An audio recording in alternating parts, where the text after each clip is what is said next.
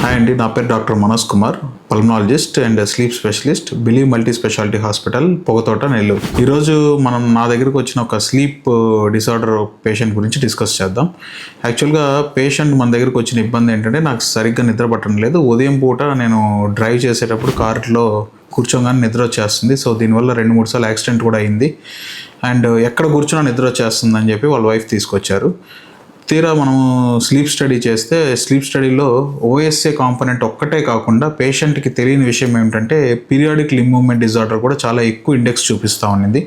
So అప్పుడు పేషెంట్ని అడిగితే, నాకు కాళ్ళు నిద్రలో ఏమన్నా రోజు రాత్రులు కాళ్ళు కదిలిస్తూ ఉంటారా అంటే, అసలు తెలియటం లేదు అని పార్ట్నరు చెప్పారు, పేషెంటు చెప్పారు.